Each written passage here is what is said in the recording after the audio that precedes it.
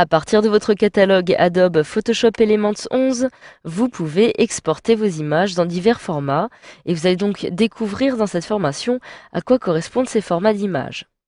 Alors dans un premier temps, il vous faut sélectionner les images que vous souhaitez exporter.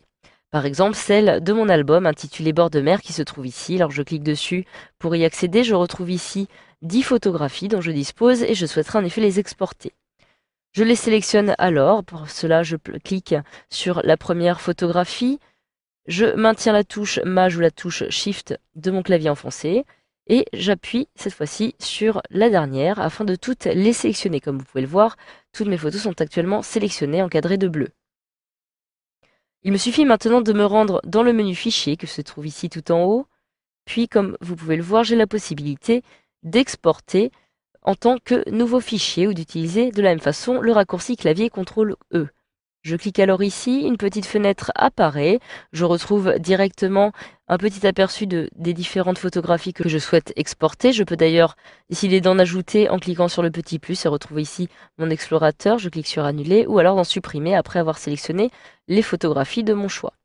Alors à droite ici, vous retrouvez les différents formats d'images qui sont utilisés et qui vont être utilisés lors de l'exportation. Alors je retrouve ici le format original de mes photographies que je peux décider d'utiliser directement lors de l'exportation, mais j'ai aussi la possibilité, par exemple, de modifier ce format de mes photographies, c'est-à-dire de les convertir parmi les différents formats d'images qui me sont proposés ici.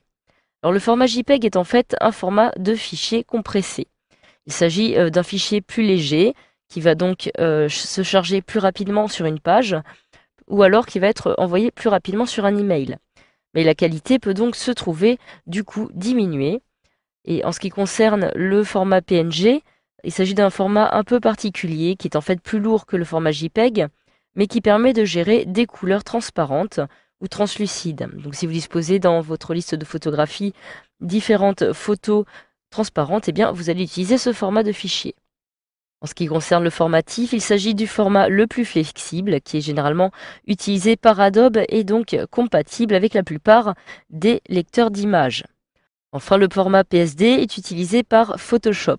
Il permet de sauvegarder les calques. Par exemple, si vous avez retouché des images avec votre logiciel Photoshop et que vous avez utilisé des calques que vous souhaitez modifier, eh bien vous allez conserver ce format. Je sélectionne alors par exemple le format JPEG pour mon exportation. Et comme il s'agit justement d'un format compressé, je peux choisir ici la taille et la qualité de ma photographie. Alors évidemment, si je modifie la taille de ma photographie, cela va me permettre de gagner de l'espace pour chacune de mes photographies. Je peux alors cliquer ici par exemple afin de sélectionner par exemple la taille originale de ma photographie sans que celle-ci ne soit modifiée, mais je peux aussi la modifier moi-même en fonction des différents formats qui me sont proposés ici. Je sélectionne alors par exemple le format de 800 par 600 pixels comme ceci. Je peux maintenant choisir de modifier la qualité de ma photographie. Alors plus je vais me déplacer à l'aide de cette petite glissière vers la droite et plus le fichier sera de haute qualité, mais donc plus le fichier sera lourd. Je conserve alors par exemple un format de 7/8 afin de conserver une qualité plutôt moyenne. Je peux maintenant définir l'emplacement de mon exportation. Je clique alors sur Parcourir. Comme vous pouvez le voir, j'ai ici la possibilité de définir l'emplacement donc de l'exportation de mes photographies. Je conserve par exemple sur le bureau. Je peux aussi créer un nouveau dossier. Je clique alors sur OK. J'ai maintenant la possibilité de définir un nom de fichier en particulier à mes photos. Par exemple, je peux soit conserver les noms originaux de mes photographies, soit moi-même définir un nom de base commun qui s'appliquera à toutes mes photographies et qui sera suivi d'un numéro séquentiel pour chacune de mes photographies. Il me suffit alors de cocher cette petite case, puis de saisir directement, par exemple ici, bord de mer, et de cliquer maintenant sur Exporter pour procéder à l'exportation. Automatiquement, mes éléments sont exportés. Une petite fenêtre m'indique alors que l'exportation de mes fichiers est terminée et que je viens d'exporter 10 fichiers. Je clique alors sur OK et lorsque je réduis cette petite fenêtre en cliquant ici pour retourner sur mon bureau, je retrouve ici bel et bien les différentes images que je viens d'exporter qui portent d'ailleurs le nom bord de mer avec le numéro séquentiel comme ceci directement que je leur avais attribué. Voilà, grâce à cette formation, vous savez désormais comment exporter vos photographies directement à l'aide de votre logiciel Adobe Photoshop Elements 11.